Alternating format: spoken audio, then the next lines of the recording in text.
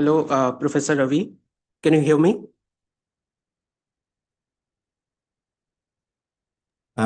Yes, I can. Yes. Uh, Professor, actually, we are just waiting for people to join. They are in a breakout session. Like the breakout session took longer, so now they are up for tea break. So they'll be here in another 5 minutes. Okay. Thank you, Professor.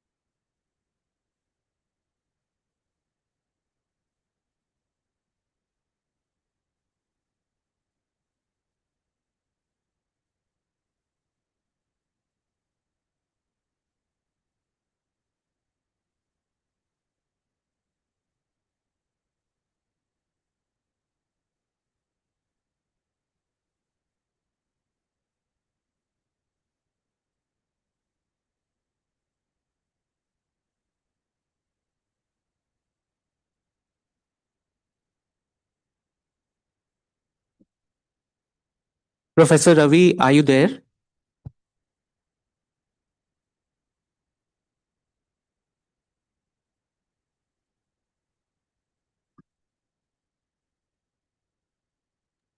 Yes, I'm here. Um, okay, so we are going to start this session.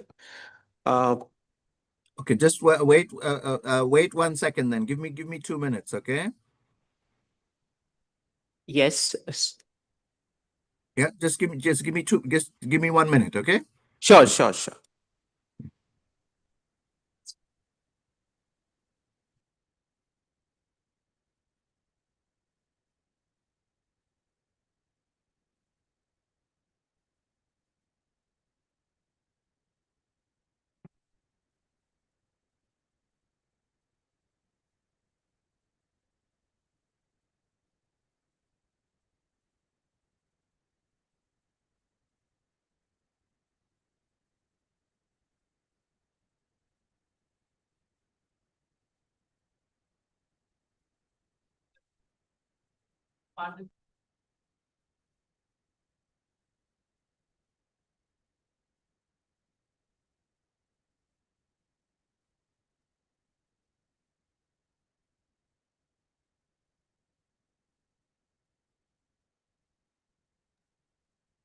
Yes, hello. Yes, I'm here.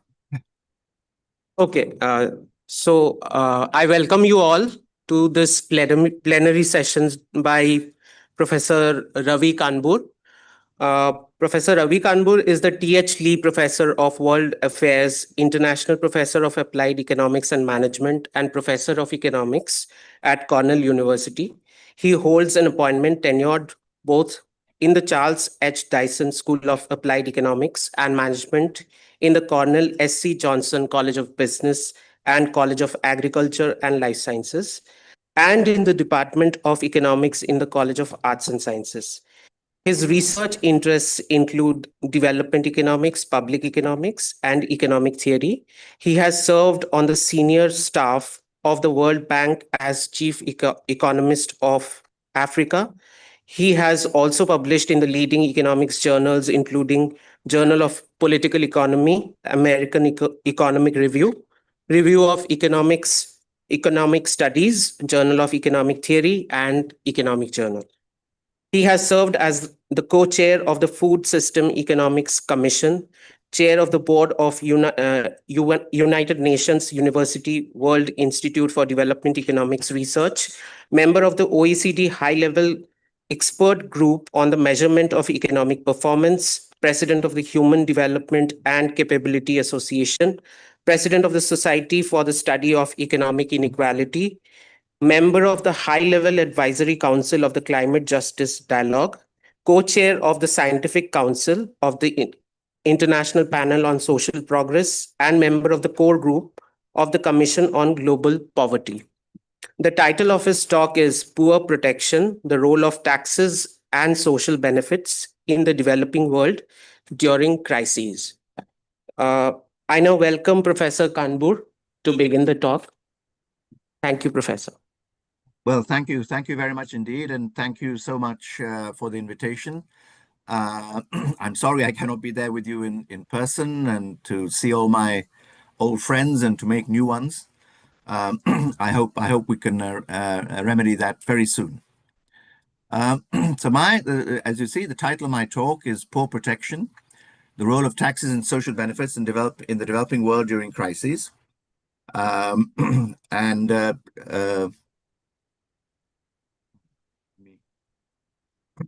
this presentation is going to be based on two recent publications.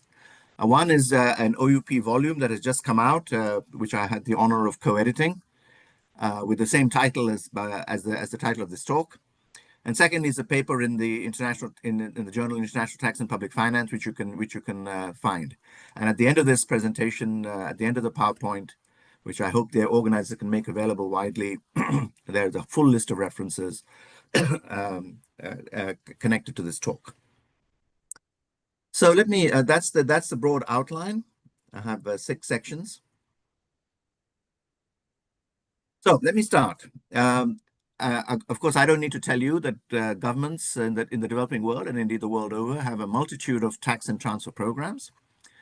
These programs raise revenue, they disburse payments, redistribute, or to different degrees. And the point is that each program has its own analytical logic. It's driven, for example, by taxation to raise revenue and redistribute income. That's one type of logic. Another is tax transfer regimes to provide insurance against idiosyncratic shocks, unemployment insurance, health insurance, all that sort of stuff.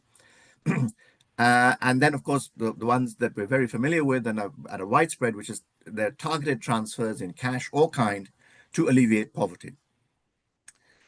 And each of these programs have their own institutional rules of operation, verification, conditionalities, and it's these things that make administrative reality out of the analytical framework that we as analysts put forward. And there's been much discussion in the literature of these programs. Again, I don't need to belabor this.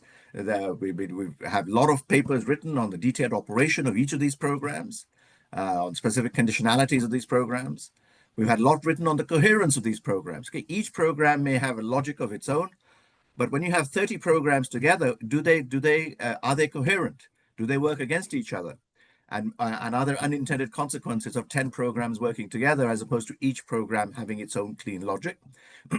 And also there's big discussion about overall big picture strategy, for example, cash versus kind, universalism versus targeting, and so on. However, in this talk, I want to ask the following question. How does this tax and transfer system as a whole, the social benefit system as a whole, operate, and how should it operate in the face of crises? Okay. Each program has a logic of its own. We have a multitude of programs. We have a system. And the question is, how does the system as a whole operate when a crisis hits? And broadly speaking, a crisis can be characterized as a correlated shock across the economy or large swathes of the economy, so that all incomes broadly, more or less, are negatively impacted, not just a few. As would be the case, for example, if you have an idiosyncratic shock, somebody falls sick, the other person is healthy, somebody has a workplace accident, the other person doesn't, and so on, okay? A correlated shock is what we're looking at across the system, across the region or the country. And of course, again, I don't need to talk much about this. The crises can be of multiple types, have a range of origins, and we've witnessed all of these in the first quarter of this century. We have climate-related shocks, infectious diseases, of course, systemic financial turmoil, etc., etc., etc. It's those sorts of things that I want to look at and ask the question: how does our current system of taxes and transfers and social protection, etc., respond to these shocks? And such crises have become more prevalent, and they've risen in the agenda. We don't know what type of crisis will hit and when it will hit, but we have to work under this assumption that something will hit in the near future.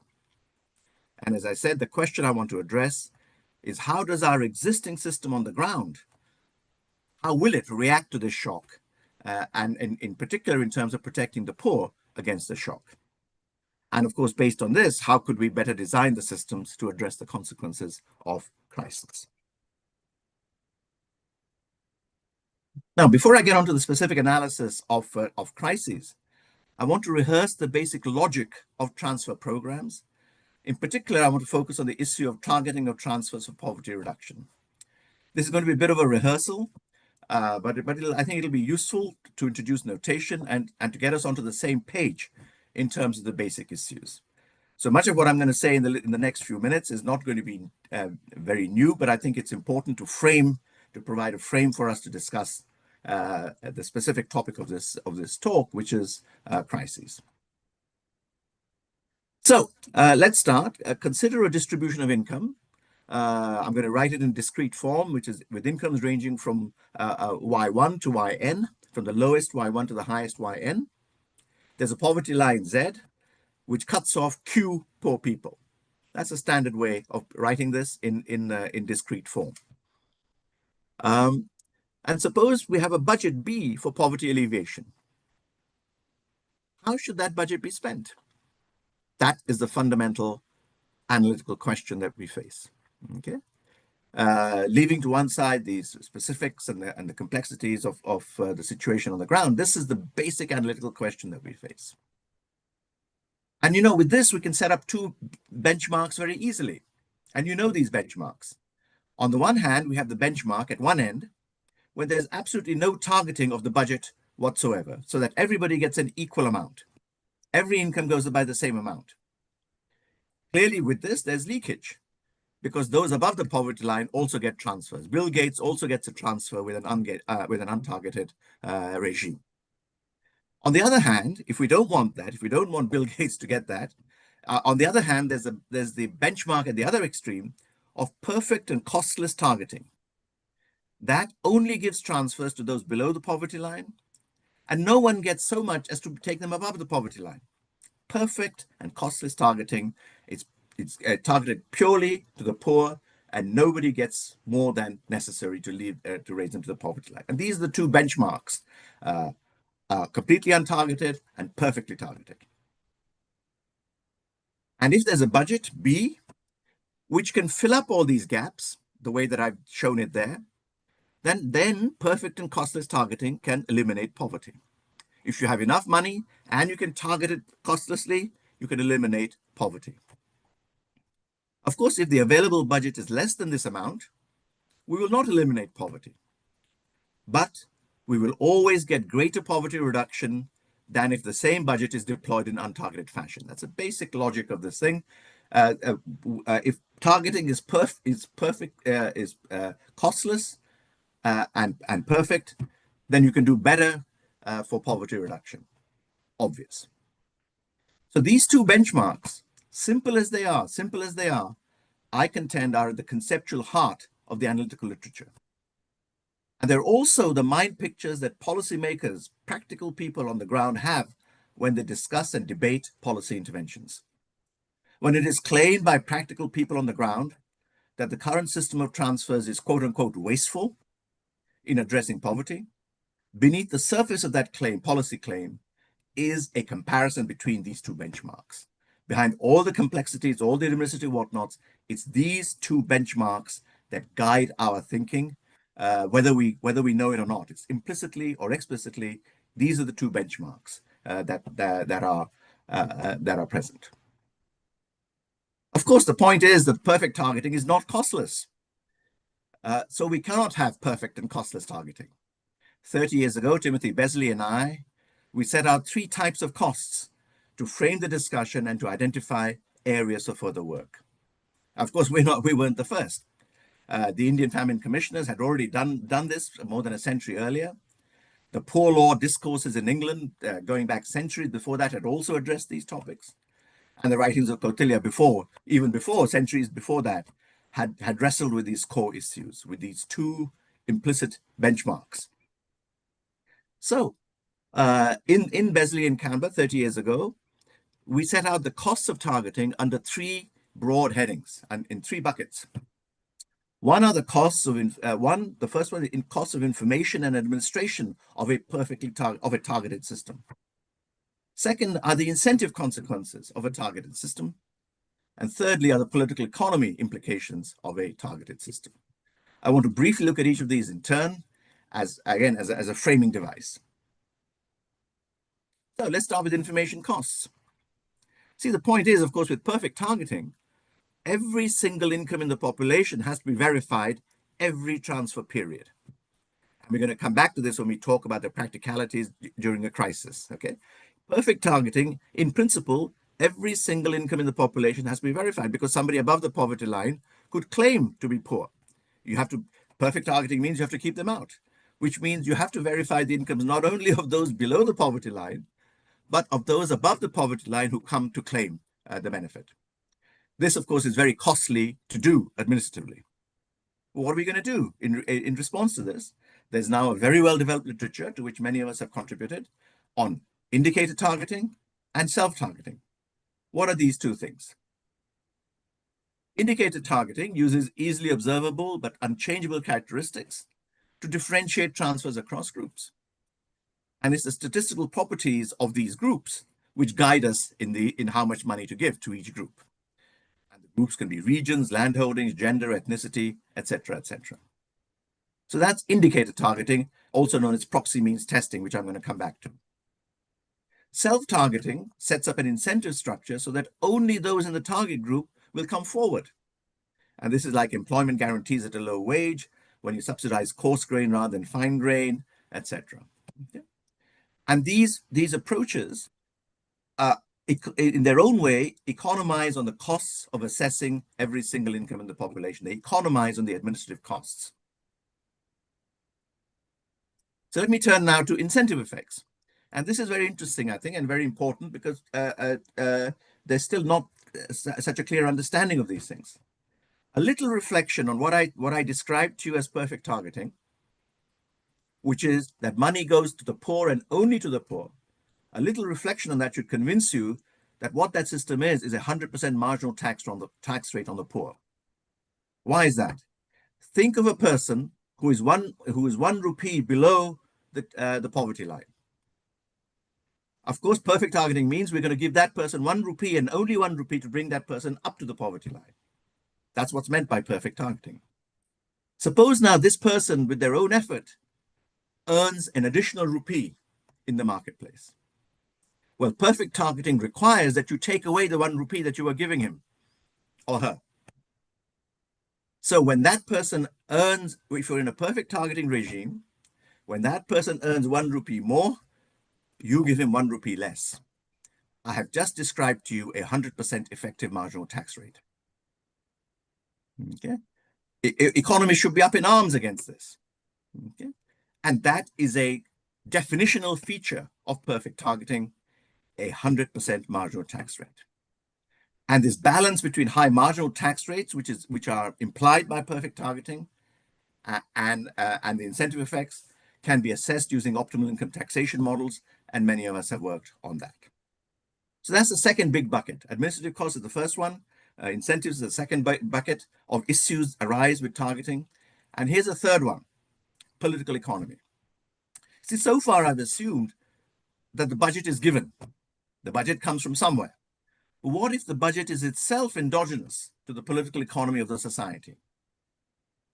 You know, a conventional argument in favor of universalism, in other words, not targeting, is that it ties together the interests of the poor and the middle classes. On the other hand, perfect targeting, by definition, breaks the bond between those below the poverty line and those above the poverty line, because only those below the poverty line get the transfer. Those above the poverty line now have no interest in that transfer, have no interest in the budget, which would lead you to that transfer. Less targeting, so that some people above the poverty line get some money, creates the bond. Perfect targeting breaks the bond. And I and many others have written about this, giving examples from Sri Lanka and many other places, food subsidies in the Middle East, etc.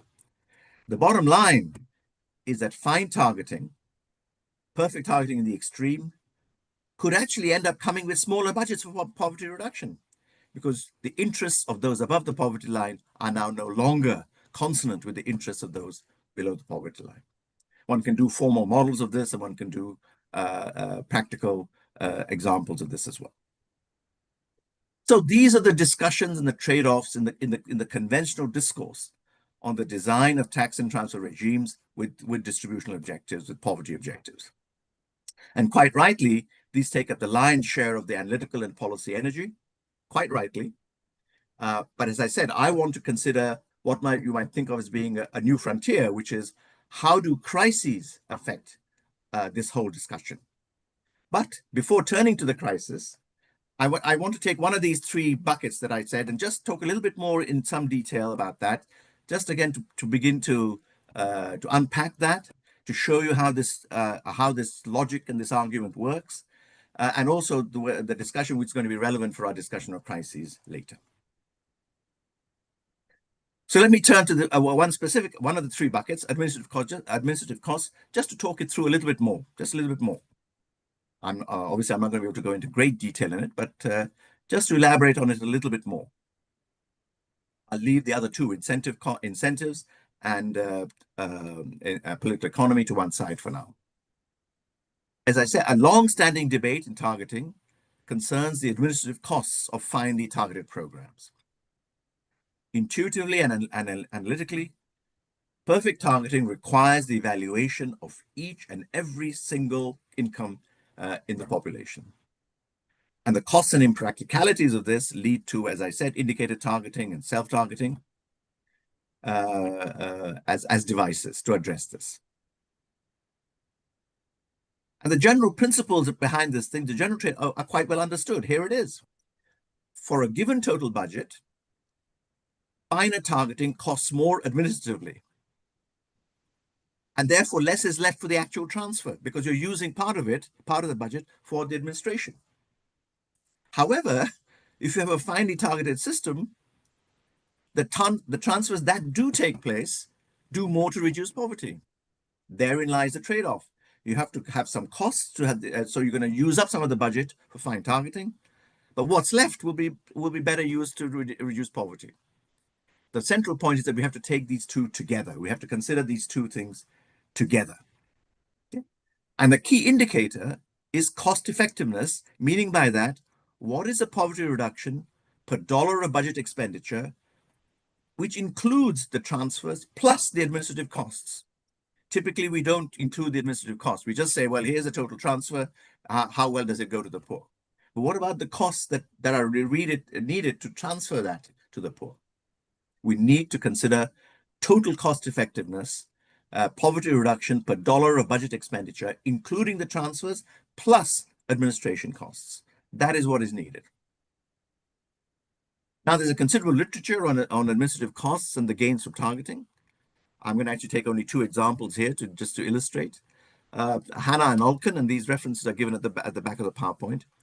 Hannah and Alkan, in their work on Indonesia, calculate the welfare gains from using proxy means targeting, using indicator targeting. And then they compare this to the costs of conducting the census that will be needed to get the information on the proxies. You need to know what the characteristics of the household are, how many children, how many this. For every single household, you need a census. Well, that's going to cost you money to do that. So what they do is they estimate the costs of the census needed to generate the information to do proxy means targeting. Okay, and they ask the question: are the costs worth it? Would poverty reduction have been higher or lower had you not spent this money to give you the wherewithal to do finer targeting? And they conclude that yes, the costs are worth it. Now, I should just point out that they only estimate the costs of the census needed. Okay, they don't estimate the costs of the personnel needed to go and implement this thing in the field. All they say is how much will it cost you to do the census. And another paper by Lastunen et al., which uses something called the Southmode model, which I'm going to come to in much greater detail when I talk about crises.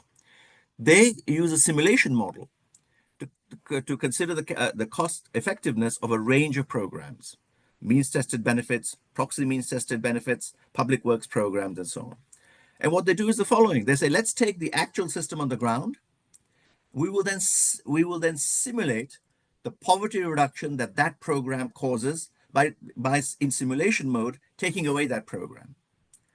Okay, you just withdraw that program, see what that does to the income distribution, and ask the question: what's the impact of that on poverty? And at the same time, you go into the administrative detail, you go into the administrative documents and calculate the costs, the administrative costs of each of these programs. And then you ask the question, adding together the administrative costs and the transfer costs, what is the poverty reduction per total dollar spent, per total rupees spent on this program? You know, it requires a hell of a lot of detailed knowledge of each of these programs to actually implement this on the ground, to actually do it analytically. You have to know a lot of detail about each of these programs, and that's where the empirical effort goes in. I'm not going to talk about this in detail, but here's a table. You can look at it in the PowerPoint later. But for 7 countries, Ethiopia, Ghana, Rwanda, Zambia, Colombia, Ecuador, and Peru, they do the calculation that I've just set out. Okay, and I'm not going to discuss this in detail, but let me just give you 2 conclusions that are worth emphasizing in this type in the Rastun and Natal analysis. One is the variability across programs in administrative costs and also in the effectiveness, that indicator that I mentioned to you. Programs vary a lot. But second, I think by and large, is actually that there is cost effectiveness in targeting. That when you take into account the administrative costs and do the cost effectiveness per total amount of money spent, targeting appears to be better in terms of poverty reduction than a less targeted program. Of course, this is only the administrative cost part of the story, not the incentive costs part of the story, not the political economy part of the story. But I just want to give you a flavor of how one could go deeper into these three buckets that Besley and I identified 30 years ago, and which, of course, a lot of work has gone on those in the last 4 decades. My point is that there's a research agenda here, particularly for young researchers, in terms of doing much more analysis across programs and learning from the variations across programs. So that's a little bit of development on the administrative costs. I'm not going to talk about the third example here because of time, but you can look at it in the PowerPoint. Let me now turn to my main the topic, which is crises and protecting the poor. Let me rehearse again what I said earlier, which is by crisis I mean a correlated shock which shifts the entire income distribution to the left. Think of that distribution that I had, Y1 to Yn. What a shock does is it shifts the entire thing to the left. All incomes decline as a result of the crisis. That's what's meant by a correlated shock, a crisis. It's not that one income goes down, another one goes up, etc. That would be an idiosyncratic shock. This is a correlated shock, a crisis. And as I say in the brackets, I'm not discussing idiosyncratic shocks here. So the question is, how should we frame the analysis of targeted anti-poverty budgets? How could they help to mitigate the impact of these crises on poverty? We've had a discussion of the targeting aspects of these programs. But we have a multitude of these programs. How do we think about how does the system respond when a shock hits? Well, here's how you can think of it in terms of 5 steps. You can think of the analytical frame as happening in 5 steps, and these are the 5 steps which you have to do if you're going to address this new frontier of how are we going to design schemes to protect the poor, structurally design schemes to protect the poor when a crisis hits. These are the steps that you're going to have to take to do a detailed country-by-country analysis of the existing system. First, we have to model the specific crisis, whatever it is, disease, weather, finance, trade shock, whatever it is. You tell me what the crisis is, and then you tell me how you're going to model it. You say it's a climate crisis, but that's not enough. You have to tell me the specifics of it, okay? Or how does it relate into rainfall and this, that, and the other? And that comes more from the science side of things, but that's the first step. Second, we as economists have to then model the impact of the crisis on the macroeconomy and on aggregate sectors, agriculture, industry, this. Okay, you have to have a macro sectoral model which translates that physical shock, the external shock, into consequences for the economy. And as wearing our macroeconomics hats, we can debate and discuss and arrive at a consensus on how that translates to the macro and the sectoral economy. That's the second step. The third step is that we need to model the transmission of these economic sectoral consequences to the income distribution through the impact on factor incomes. So you're going to need a disaggregated model which translates broad sectoral impacts into their distributional consequences through the flow into factor incomes. Okay, that's the third step. You're going to need to model that. And then we come to the fourth step, which is you need to then model the transfers and targeting of the existing system systems on the ground, of the system of programs on the ground, per the institutional rules and protocols of each element of the system. So you have to ask yourself the question, what are the programs, let's say, what are the major programs on the ground, existing programs on the ground? And in order to ask the question, how will they react? You have to set down what the rules are. How does each of those programs operate? What are its conditionalities? What are the income criteria? What are the verification criteria, etc.? Because only then will you know how will it react in terms of disbursing of its funds when this shock hits, from when the first three steps that I've laid out earlier hit. Okay? And you need a lot of detailed institutional knowledge of the many programs in a country in order to be able to do this. And then fifth, as a simulation exercise, we calculate the poverty impact on poverty once the transfer system has responded to the crisis. Okay, so we got the 5 steps: model the crisis, model the impact of the crisis on the macroeconomy and sectors, model the transmission from the sectors through to the income distribution, model the existing system of transfers on the ground, and then simulate what the impact on poverty would be of this crisis. Those are the 5 steps. And this may seem like a tall order, given all the country specifics and variation, but actually this is what is done in this recent Oxford University Press volume that I mentioned to you that this talk is partially based on. And this is the volume, the OUP volume, which just came out a couple of months ago, edited by Maria Jus, myself, Jukka Pirttala, and Pia Rattenhuber. It's an output of UNU wider. That's what it's done in this volume for many countries. The point I think I want to emphasize is that you can't do this analysis without a deep institutional knowledge and a description of the tax and transfer regime in a country and how these take income from and give transfers to households at each level of the income distribution. You have to know that. Okay. Now, this approach was initially pioneered in the UK by the Institute of Fiscal Studies through their so-called tax mod a suite of models. Tax model, okay, tax mod. And then what it was, the reason why it was developed was actually to present the consequences of each UK budget for the income distribution in the UK. So as the Chancellor of the Exchequer spoke in Parliament, there'd be somebody sitting in the IFS, in the Institute of Fiscal Studies, with this model, and they would input the quote unquote the shock, quote unquote, the shock that the Chancellor of the Exchequer had just implemented on the economy.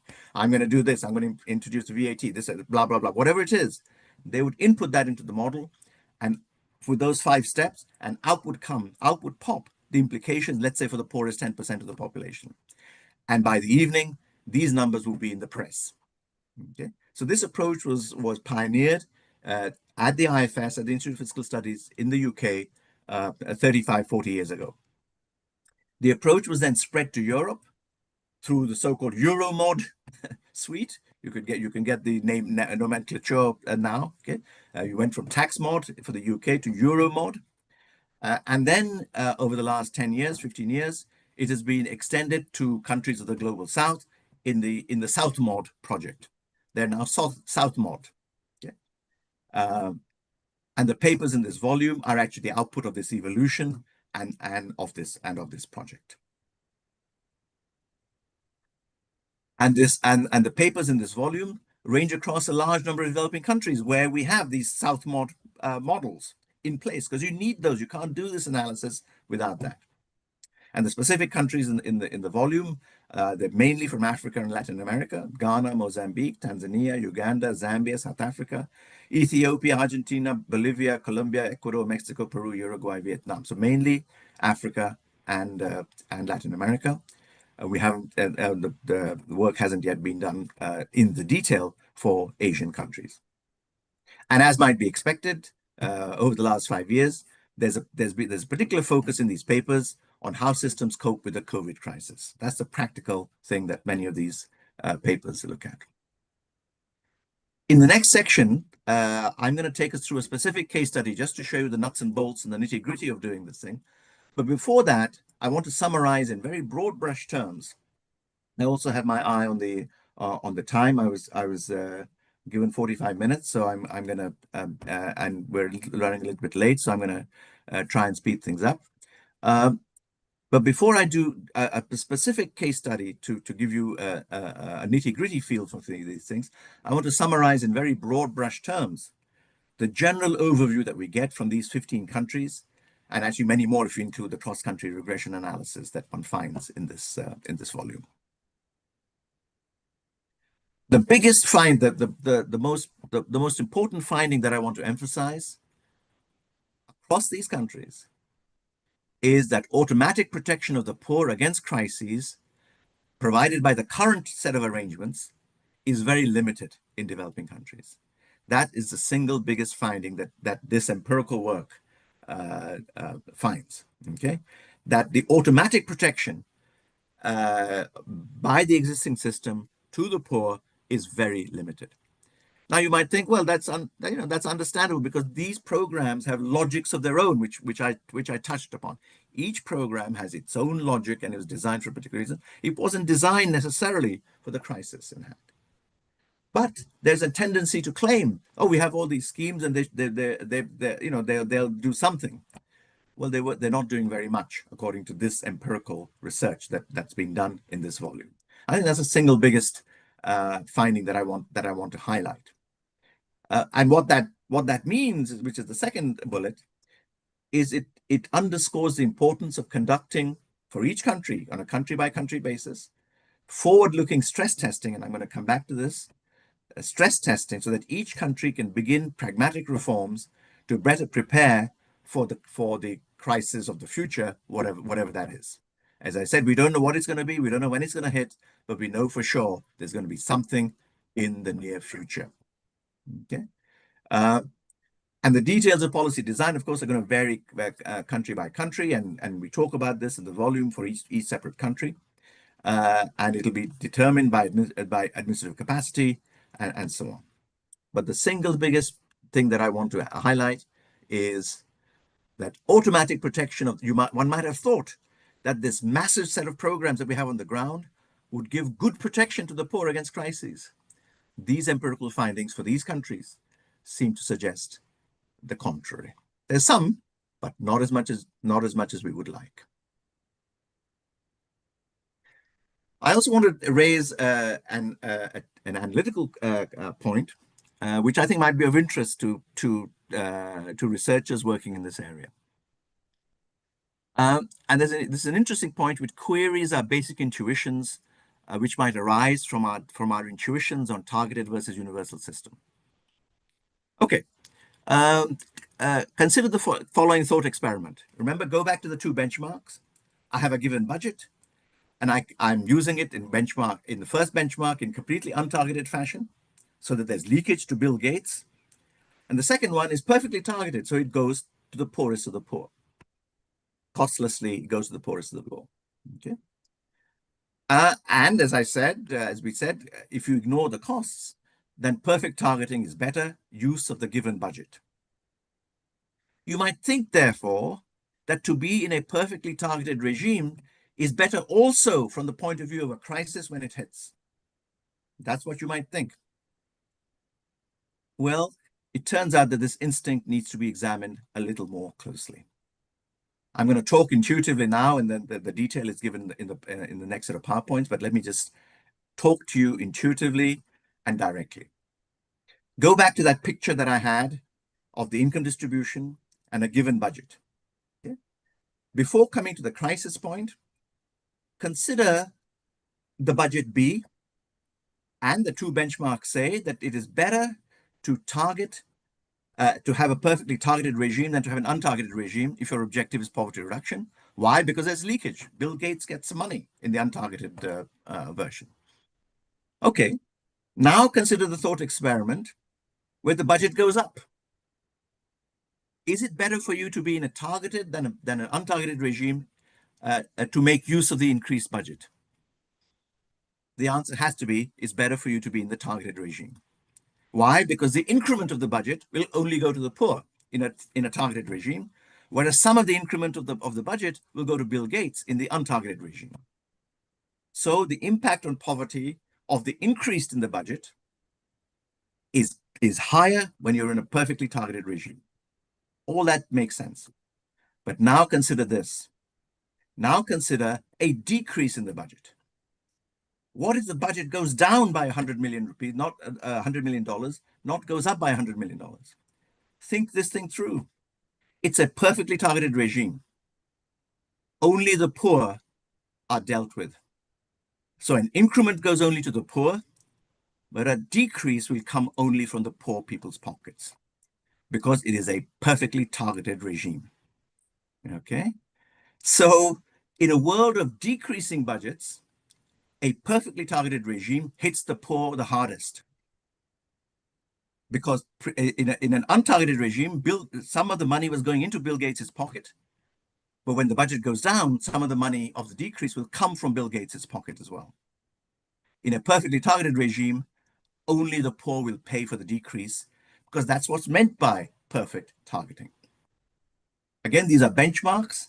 Of course, in practicalities on the ground, etc., etc. I mean, you won't have perfect targeting, but the logic is there. Let us keep that logic in mind that when you're comparing the two regimes, perfectly targeted and untargeted, okay, if you're in a declining budgets world, it is better for the poor to be in an untargeted regime because then Bill Gates pays for some of that decrease, not just the poor. Okay, so that's the logic of the budget decrease. And now it's actually a relatively small step to realize that what I've said to you about a declining budget with a given income distribution is exactly isomorphic, is exactly equivalent to a given budget and the distribution moving to the left. So a given distribution and the budget going down is analytically equivalent to the budget being held constant, but the whole distribution moving to the left because of a crisis. Same argument, same logic applies. In a crisis, it is better, in a crisis with a given budget, it is better for you to be in an untargeted regime than in a targeted regime so far as the poor are concerned. So far as the poor are concerned. And of course, in a crisis, budgets will go down as well. So that's a double whammy. So our basic instincts, our basic intuitions about targeting and untargeting actually don't necessarily carry through to a crisis world. And that's why we need to think this thing through very carefully. That's why I think of course, a lot of work is going on, but I think this is a new frontier, which takes us beyond the conventional discourse on administrative costs, important as those things are, administrative costs and incentives, political economy, etc. It's a new frontier. It's a different way, a different way of thinking about it, empirically, practically, and also analytically. So this is what I talk about in the next few. I've just given it to you an intuitive account, but the PowerPoint gives you in some detail, and the organizers can make the PowerPoint available to you. So I gave you the broad brush conclusions of the volume. I want to now, to conclude, take you through a specific case study, which is a case study of Ethiopia, which I was a co-author of myself. So I want to just to give you a sense of the nitty-gritty of how one does it, taking the broad analytical concepts down to the ground, down to the data. What we do in this paper is that we compare the poverty reduction efficiency of different kinds of benefit systems in a developing country, Ethiopia, during the COVID-19 pandemic. What we do is that we introduce a COVID shock based on, we simulate a COVID shock, or we introduce a COVID shock, I beg your pardon, based on the deviation in sector GDPs from 2020, for 2020 from its linear growth trend. That's how we model. Remember the first two steps? That's how we model the impact of COVID, in this case, the COVID shock. And our idea is to evaluate how well the existing Ethiopian social benefit system, which is usually referred to by its acronym, the PSNP. All countries have their own acronyms. And this system, the Ethiopian system, on the ground, is a proxy means testing system. It's a PMT system. It uses indicator targeting and has its own rules of operation, etc., etc. You have to know these things in detail. And we want to know, how does that fare when the COVID crisis hits? And what we do is we compare this simulation, this impact, with two alternative, more universalistic programs, but using the same budget. okay, with the same budget. So it's a proper public finance comparison, same budget. We compared with a categorical benefit, which basically gives to households with certain demographic characteristics, and that's it. So many children, or whatever. Or a completely universal basic income type, UBI type benefit, where the budget is divided equally amongst all households. And there are lots and lots of things that we do, including an agricultural shock and so on. I won't have time to go into all that in detail. So what this paper does is that it evaluates the performance of different classes of social benefit schemes using the Ethiopian tax benefit micro-simulation model, which of course, since we had tax mod and Euro mod and South mod, it's called ETMOD for Ethiopia, ETMOD. The model for Ghana is called GAMOD, the model for Ecuador is called EQUAMOD, and so on. So ETMOD uses the Euromod platform, and this platform embodies a user-friendly structure that allows specifications of alternative tax benefit rules. So you can go in there and play with it. And what we did in ETMOD, which was developed under the Southmod project, it operates with a microfile containing representative household level data from the Ethiopian Socioeconomic Survey, ESS. We currently are able to run simulations using input files from 2013, 14, 15, 16, and 18, 19 rounds of the ESS.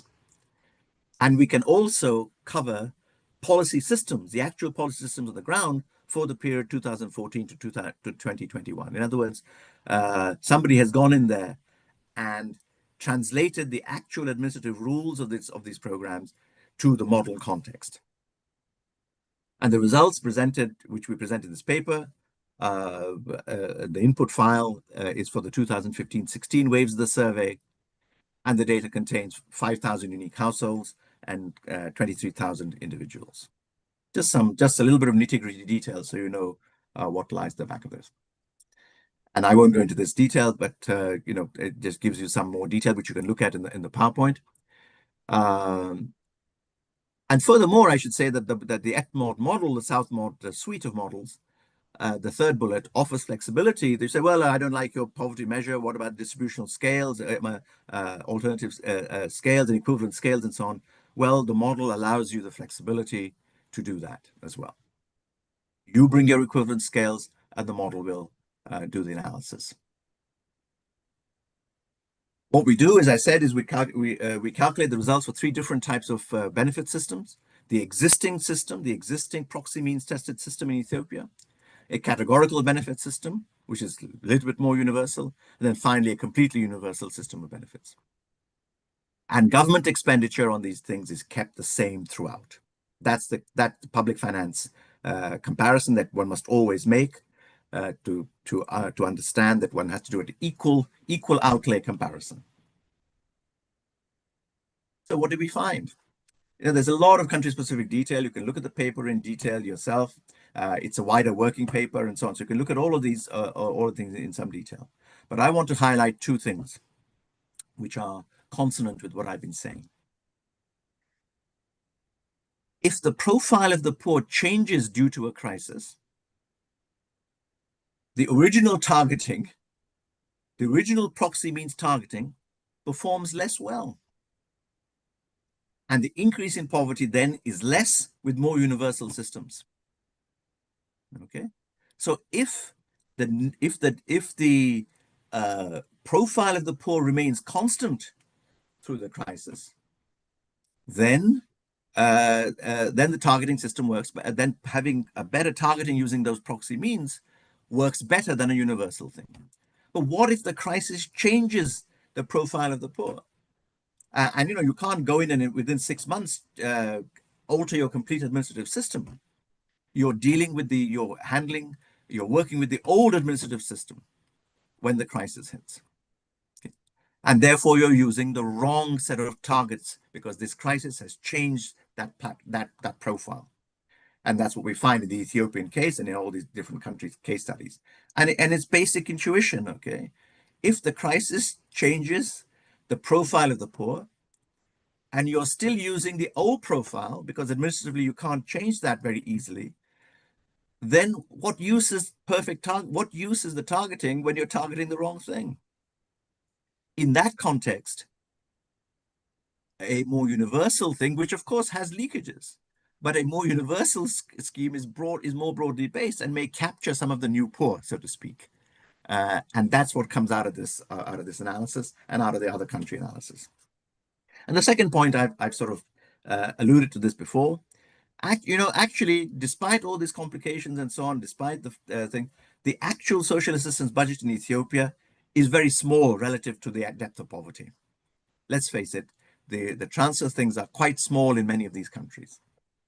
So the protection offered by any system, whether it's targeted or not, or this or that, if you hold the total budget constant, is going to be small. So we're talking about very small comparisons. This works better this way.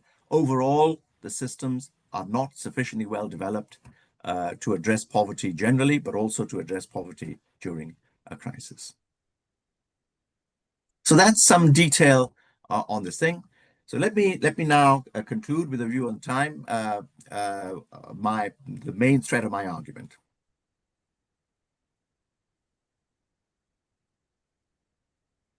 What I want to say is that there have been tremendous advances in the analysis of targeting of tax benefit systems for poverty reduction in the last 40 years, analytically, and of course, implementation on the ground.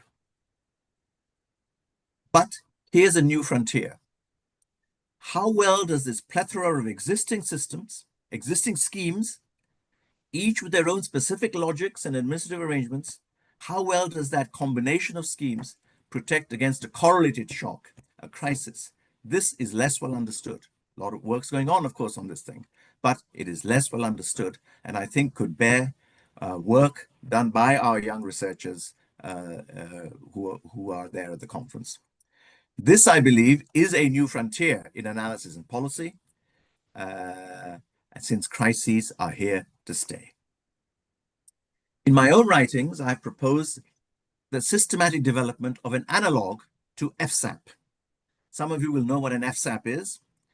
It's the World Bank and IMF's and the central bank's Financial Sector Assessment Program, FSAP, FSAP.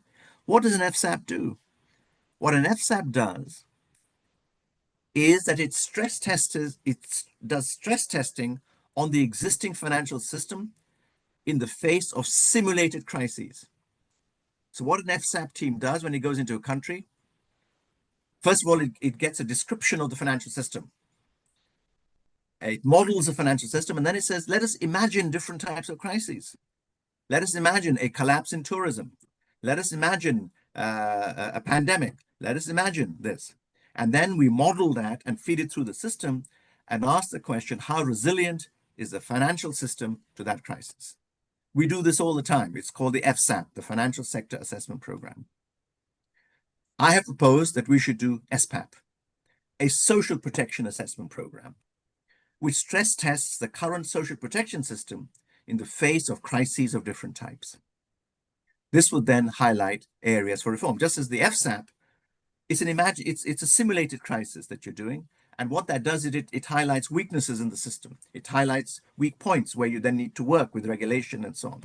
Similarly, I propose an SPAP, which is a social protection assessment program for each country to do stress testing of the social protection system in the face of crises of different types, using the sorts of logics that I've been through, that I've touched upon, of course, here. I hope I've given you a sense of what those those logics and the modeling might be. And this would highlight areas for reform. Of course, much work is already underway. Okay, we're not the first to do this thing. A lot of work is going on. But I hope that the arguments that I've advanced in this presentation will provide the analytical and policy impetus for design of systems to protect the poor in our era of crises. These are some of the references which you can follow through later. Thank you very much.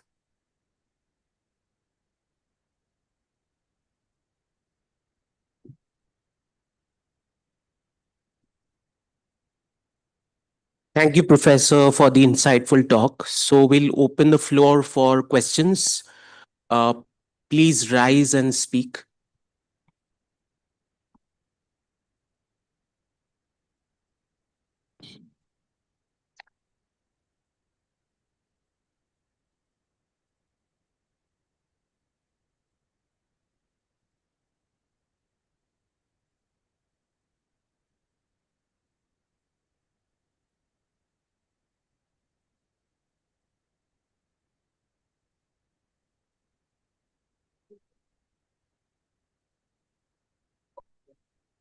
I cannot hear, so.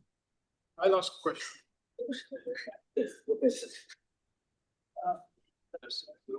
Okay. Hi, Ravi, this is Dilip Mukherjee.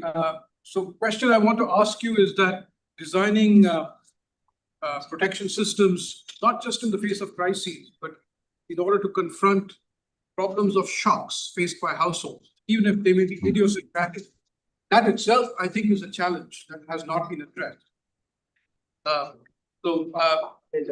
The information required for transfer systems to cope with household level, we know in developing countries, most households are relying on informal insurance systems of various kinds. So, what extent do you think, do you agree with that? That not only do we need to know about correlated shocks, but videos and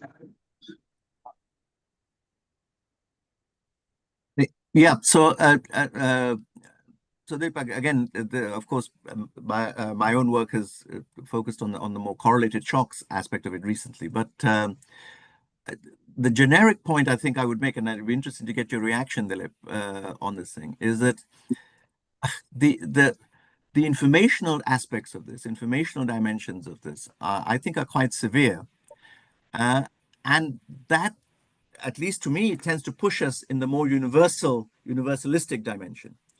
So just imagine a world in which no matter what your income was, you were brought up to a minimum level. It doesn't matter how, why, whatever it is, the moment we see that it is, you're brought up to that, okay?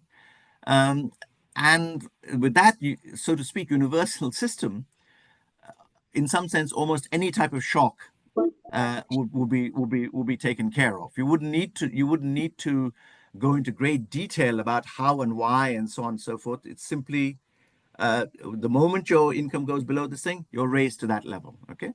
Now, of course, there are incentive aspects of that, and there are political economy aspects of that. I wonder what your reaction is to that perspective. So I agree with that. In fact, an additional advantage of that is it reduces the 100% marginal taxes. Yes, exactly. Yes. But then the concern is how much information do governments need?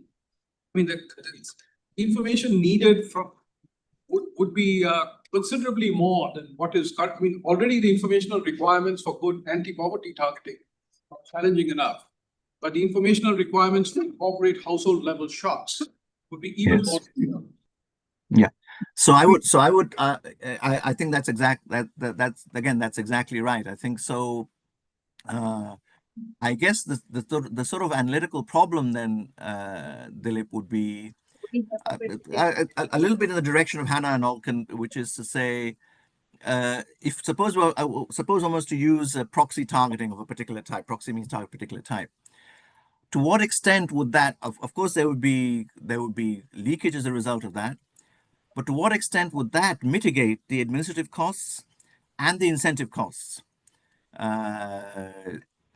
And so we would need quantitative estimates of how let's say how indicator targeting, by how much would the administrative costs go down, and by how much would the incentive aspects of it, the marginal tax aspect of it, be mitigated as a result of this. And I don't see that type of analysis in the literature.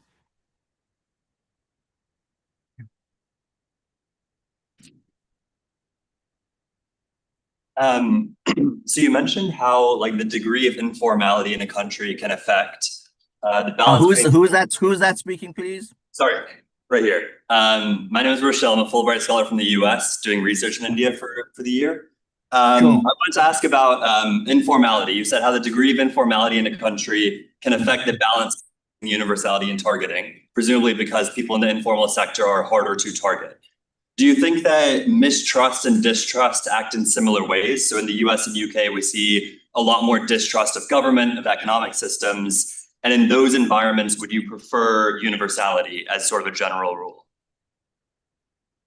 Yeah. So again, so first of all, with the informality thing, again, that's of course a very important issue, and how it's a whole thing about how in detail we model informality in the Ethiopian case, and so it would have to be done differently for different countries, and how you then translate the sectoral how you translate the sectoral macro consequences through to the income distribution depends very much on the degree of informality and actually what data you then have to implement that. Again, you asked the question about trust and mistrust in this in this context. And again, Dilip is there, and he has done a lot of work on this thing. Let me give you an anecdote to illustrate this thing. So some years ago, I was in Indonesia, discussing the so-called PKH program, the PKH program, which is a child benefit program. Which again, Indonesia, the Indonesians are masters at proxy means targeting. It's very well developed, a very well developed system. So it's sitting on the ground, talking to this person who's receiving the child benefit, which is targeted. In other words, the household has to satisfy certain of these criteria, which of course have been very carefully calculated by the center and so on, using all those sort of methods. And the guy says to me, this is meant to be a child benefit program. I have 4 children and I'm not in the program. And the guy next door has 3 children and he's in the program. How come? Now you try explaining to the guy that some weighted sum of proxies, according to some weighted sum of proxies, that's why he's not in the program, and because his roof is of a particular type or whatever. And his conclusion was, well, it's easy because the guy next door is close to the Kapala Desa, the village head. So there's an example of how fine targeting, technocratically efficient as it is, can lead to these real consequences on the ground in terms of trust. And this is not just obviously I just gave you an anecdote, but this is actually documented in various studies and so on as well. So there's an example, I think, of where a more universalistic approach would not have these trust type issues developing on the ground, which they do very clearly. They do. Thank you.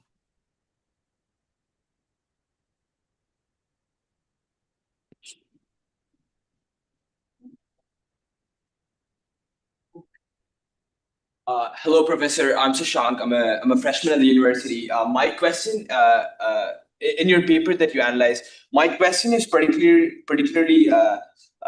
based on the fact to really understand what is a binding constraint that makes monetary finance sort of destabilizing, given that the government budget is not nominally restricted like household ledgers. What I'm trying to understand is whether the binding constraint, therefore, is inflation expectations or exchange rate pass-through or anything else. Yeah. I didn't understand the first part of your question. Could you repeat the first part? My question is that in your paper, I just want to understand, given that Ethiopia also is a sovereign issuer, I just want your take on this. What is a binding constraint that makes monetary finance destabilizing, given that government is not normally budget constrained like households? Oh, okay. So you are now raising a whole other kettle of a whole other set of issues, which I think the specialist macroeconomists would be better placed than me. And we can get into the whole thing of fiscal deficits and fiscal space and policy space, etc. Of course, we avoid this issue, avoid in quotation marks, by restricting comparisons to equal outlay. Okay, to equal outlay. And if you then ask me, and of course, in our work and in other people's work, simulations are also done on what happens if you had more budget. What happens if you had less budget? Okay, but this type of literature doesn't ask particularly what is the opportunity cost of that budget, of an increment in that budget, for example. Okay, and that then leads us to the sorts of broad macro issues that you're pointing to. Again, this is not the place or the time, but wearing another hat, wearing a different hat when I'm in discussions for example, on debt discussions on Sri Lanka or other countries, I'm in the camp which tends to argue that IMF programs are, in terms of their fiscal deficit reduction targets, are too severe, and they require the country to move too fast relative to the country's capacity to move fast. We can go into the reasons why I say that and so on, but that's wearing a different hat, and a different set of detailed discussions will be needed to elaborate on that. But just to say that I'm instinctively in the camp which says that too fast a reduction of deficits in difficult times is not appropriate. And unfortunately, many IMF programs supported by the World Bank often are of that type. Thank you.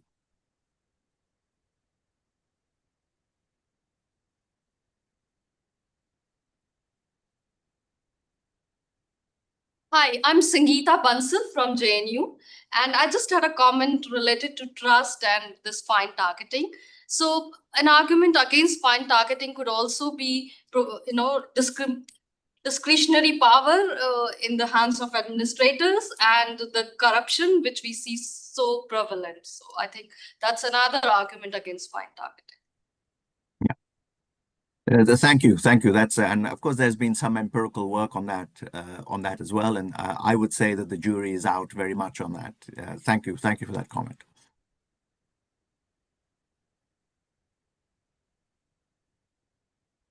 Professor, hi, I'm Siddharth. So you talked about something called SPAP. So can you clarify again, what is it actually that you are suggesting for the economists or policymakers to do? Yes, indeed. And again, as I said, these sorts of exercises are already underway. Okay, so what happens is that a crisis hits, and then we run around with like chickens with heads cut off, trying to fix that. You know, we've got to do this, we've got to do that, and then we congratulate ourselves for having moved very fast in the thing. What I'm suggesting is that let us imagine different types of crises. Let us imagine the next pandemic. Let us imagine the next systemic financial trouble. Let's imagine the next weather-related event, okay? And then using the structure that I mentioned to you, model the consequences of that. Using the Southmod model, using whatever it is, okay? So, and there are going to be various steps in this. There's the macro modeling side of things. There's the ground level description and analytical description of the systems actually on the ground. Okay, so now you do the simulation and you see actually that it's not working. It's not protecting the poor against this shock. And if you do the detailed analysis, then you can pinpoint where it is that the issue arises. Where is it that the problem arises? Is it, for example, that it's taking too long to change the roles? Is it, for example, that it's actually just a pure budgetary issue, that the budgets go down in the case of a crisis and so on, okay? And so it's going to be a highly country-specific thing, and that's why it has to be a country-driven exercise with country policymakers looking at this saying, yes, okay, you know, if tourism collapses because of some incident, not even in our own country, but in a nearby country, if there's a neighborhood effect, then what are the consequences for the economy? What are the consequences in particular, the focus is on the poor here. For the FSAP, it's a financial sector. See, for the poor, or if there's a typhoon or floods and so on. Okay, so that is the nature of the exercise that I'm proposing, and that those are, by the way, are already underway. I'm not suggesting anything that's very new. I'm saying we should be doing this in a very systematic way. And again, I see people say, oh, but you know, there's no simulation, etc. Yes, but that's exactly what's done in the financial sector assessment program. They don't. I mean, they imagine crisis. Obviously, in an educated way. Okay, you have a sense of what, for a particular country, where the next event might come from, and then it's an analytical task for us analysts to debate and discuss as to whether the specification of the crisis is appropriate or not, or too severe, etc., etc. But with that range of analysis, with that range of exercise, analogous to something that is already done systematically, the financial sector assessment program, I believe we'd be in a much better position to highlight where the system falls down in protecting the poor in the face of a shock, in the face of a correlated shock. But because the empirical analysis to date shows that surely it falls down. Thank you.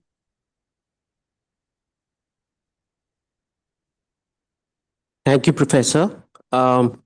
Thank you for agreeing to deliver this lecture online. That too early in the early morning, 5:30 a.m. We still wish you were here in person, and we look forward to meeting you in person maybe in the next conference. Thank you so much. Thank you everyone for joining us. And we'll close this session and we'll move for tea outside the auditorium. Thank you. The next session will start